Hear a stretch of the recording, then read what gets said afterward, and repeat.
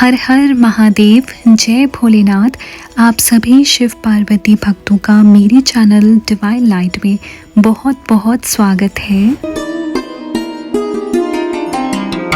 तो दोस्तों, आज हम सुनने वाले हैं महाशिवरात्रि की पौराणिक व्रत कथा। हिंदू मान्यताओं में साल में आने वाली 12 शिवरात्रियों में से महाशिवरात्रि का पर्व सबसे अधिक महत्वपूर्ण है। फाल्गुन कृष्ण पक्ष की चतुर्दशी को पड़ने वाली शिवरात्रि को महाशिवरात्रि के नाम से जाना जाता है। महाशिवरात्रि व्रत परम मंगलमय और दिव्यतापूर्ण है।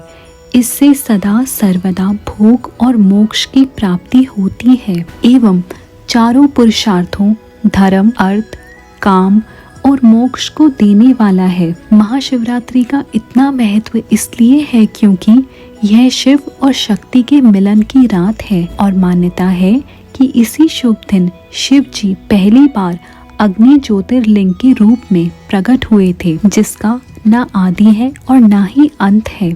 यही वजह है कि सनातन धर्म में इस दिन का खास महत्व है।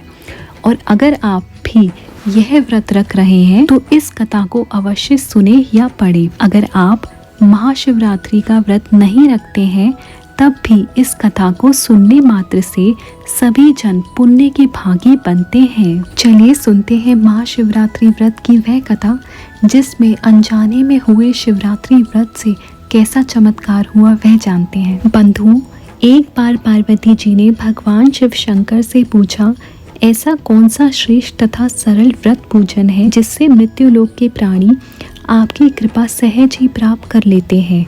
उत्तर में शिव शंकर ने पार्वती जी को शिवरात्रि के व्रत का विधान बताकर यह कथा सुनाई। एक बार चित्रभानु नामक एक शिकारी था। पशुओं की हत्या करके वह अपने कुटुंब को पालता था। वह एक साहूकार का ऋणी था, लेकिन उसका ऋण समय पर ना चुका सका। क्रोधित साहूकार ने शिकारी को शिव मठ में बंदी बना लिया। संयोग से उस दिन शिवरात्रि थी और ध्यान मगन होकर शिव संबंधी धार्मिक बातें सुनता रहा। चतुर्दशी को उसने शिवरात्रि व्रत की कथा भी सुनी। संध्या होते ही साहूकार ने उसे अपने पास बुलाया और ऋण चुकाने के विषय में बात की। शिकारी अगले दिन सारा ऋण लौटा देने का वचन देकर बंधन से छूट गया। अपनी दिनचर्या की भांति वह जंगल में शिकार के लिए निकला, लेकिन दिन भर बंदी गृह में रहने के कारण भूख प्यास से व्याकुल था। शिकार करने के लिए वह एक तालाब के किनारे बेल वृक्ष पर पड़ाव बनाने लगा। बेल वृक्ष के नीचे शिवलिंग था जो बेल पत्रों से ढका हुआ था। शिकारी को उसका पता न चला। पड़ाव बनाते समय उसने जो टहनियाँ तोड़ी वे संयोग से शिवलिंग पर जा गिरी। इस प्रकार दिन भर भूखे प्यासे शिकारी का व्रत भी हो गया और शिवलिंग पर बेल पत्र भी चढ़ गए। एक पहर रात्रि बीत जाने पर एक गर्भिणी मृगी तालाब पर पानी पीने पहुंची। शिकारी ने धनुष पर तीर चढ़ाकर जो ही प्रतंचा खींची, मृगी बोली, मैं गर्भिणी हूँ। तुम एक साथ 2 जीवों की हत्या करोगे, जो ठीक नहीं है। मैं बच्चों को जन्म देकर शीघ्र ही तुम्हारे समक्ष प्रस्तुत हो जाऊंगी। शिकारी ने प्रत्यंचा ढीली कर दी और मृगी जंगली झाड़ियों में लुप्त हो गई। कुछ ही देर बाद एक और मृगी उधर से निकली। शिकारी की प्रसन्नता का ठिकाना न रहा। समीप आने पर उसने धनुष पर बाण चढ़ाया। तब उसे देख मृगी ने विनम्रता पूर्वक निवेदन किया, हे पारदी, मैं थोड़ी देर पहले ऋतु से निर्वित हुई हूँ, कामातुर विरहिणी हूँ, अपने प्रिय की खोज में भटक रही हूँ। मैं अपने पति से मिलकर शीघ्र ही तुम्हारे पास आ जाऊंगी। शिकारी ने उसे भी जाने दिया। 2 बार शिकार को खोकर उसका माथा ठनका। वह चिंता में पड़ गया। रात्रि का आखिरी पहर बीत रहा था। तभी एक अन्य मृगी अपने बच्चों के साथ उधर से निकली। शिकारी के लिए वह स्वर्णिम अवसर था। उसने धनुष पर तीर चढ़ाने में देर नहीं लगाई। वह तीर छोड़ने ही वाला था कि मृगी बोली, हे पारदी, मैं इन बच्चों को इनके पिता के हवाले करके लौट आऊंगी। इस समय मुझे छोड़ दो। इस पर शिकारी हंसा और बोला, सामने आए शिकार को छोड़ दूं? मैं ऐसा मूर्ख नहीं। इससे पहले मैं 2 बार अपना शिकार खो चुका हूँ। मेरे बच्चे भूख प्यास से तड़प रहे होंगे। उत्तर में मृगी ने फिर कहा, जैसे तुम्हें अपने बच्चों की ममता सता रही है, ठीक वैसे ही मुझे भी। इसीलिए सिर्फ बच्चों के नाम पर मैं थोड़ी देर के लिए जीवन दान मांग रही हूँ। हे पार्वती, मेरा विश्वास करे, मैं इन्हें इनके पिता के पास छोड़कर तुरंत लौटने की प्रतिज्ञा करती हूँ।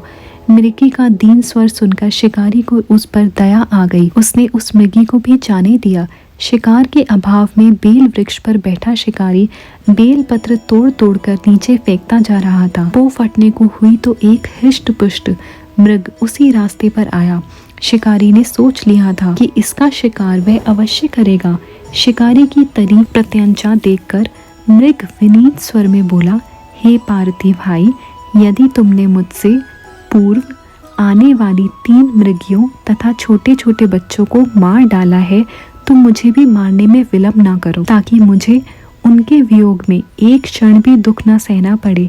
मैं उन मृगियों का पति हूँ। यदि तुमने उन्हें जीवन दान दिया है तो मुझे भी कुछ क्षण का जीवन दान देने की कृपा करो। मैं उनसे मिलकर तुम्हारे सामने उपस्थित हो जाऊंगा। मृग की बात सुनते ही शिकारी के सामने पूरी रात का घटना चक्र घूम गया। उसने सारी कथा मृग को सुना दी।